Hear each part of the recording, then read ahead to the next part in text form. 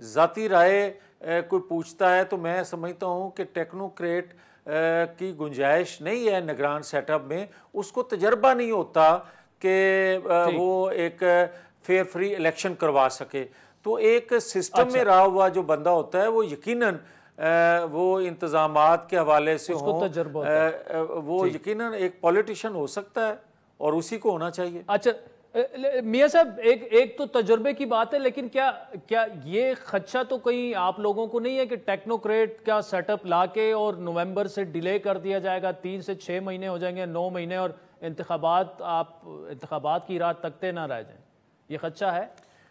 देखें आदल, 9-10 मई का जो वाक़या हुआ है उसके बाद गुंजाइश नहीं है कि आप इलेक्शन को आगे लेके जाएं, क्योंकि बहुत सी तफरीक हो चुकी है कौम के अंदर। कौम को यूनाइट करना ज़रूरी है, कौम का एतमाद बहाल करना ज़रूरी है।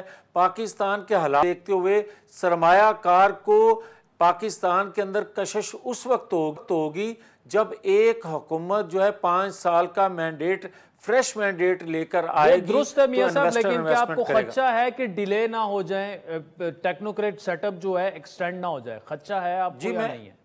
जी मैं ये समझता हूँ कि मैंने तो अपनी राय दी है कि किसी तौर जी। पर भी एक दिन का इलेक्शन आगे नहीं जाना चाहिए, ये मुल्की मफाद में नहीं है।